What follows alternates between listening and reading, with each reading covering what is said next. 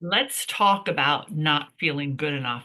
So, how many times, I know me included, have we felt not good enough, not skinny enough, not smart enough, not strong enough, not pretty enough, whatever it is? It is a belief, right? How many times have you questioned your ability to do something or your ability to achieve something because of someone else's story?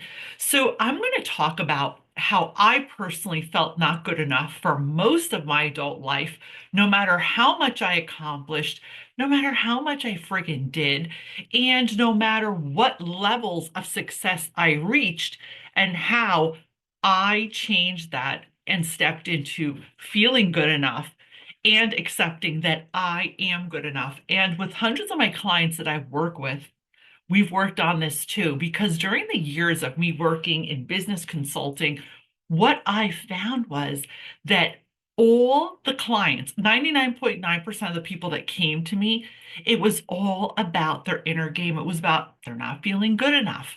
They're not feeling confident enough.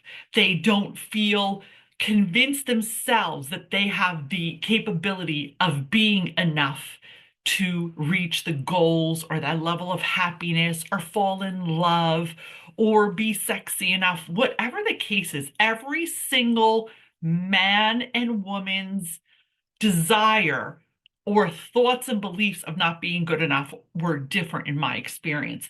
So I'm going to tell you a really quick story about David. David came to me, and David was an uber successful, financially successful. His life looked perfect.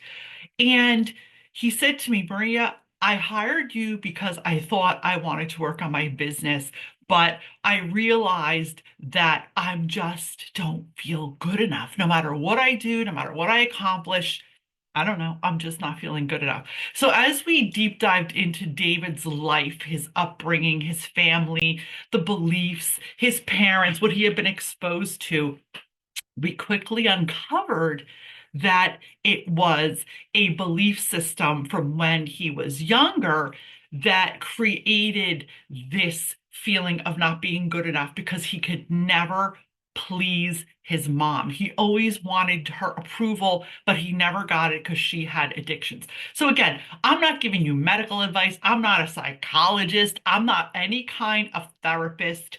I simply am certified integrative healing practitioner. What I share on my show and in my videos is simply my personal experience and experience I've had with my clients. So as we worked on him shifting his beliefs, he suddenly started to realize that it was just something he believed, but it wasn't true. When we're constantly trying to look for someone's approval, a family member, a partner, a mate, we're looking outside of us, right? I did this for years. I'm looking outside of me to get approval of my worth. That creates a habit of you always looking to someone else. So, one of the quickest ways to shift that is to parent yourself, right? So you can simply reach down inside, get out your, I don't know, 5-year old, 6-year old, 7-year old, whatever resonates with the time in your life that you needed to really mother or father or parent or love your inner child and say to them, hey, listen, I approve of you. And it takes 21 days to change a habit, guys. It doesn't happen overnight. Again, this is my findings, my experience. I do talk more about it and the steps in my best-selling book, Love and Light. And I'm just going to read you a quick little excerpt here about a few things that are really relevant in loving yourself. So you have to remember you have the power to change your thoughts and change your life, which when I first learned this, it was pretty overwhelming.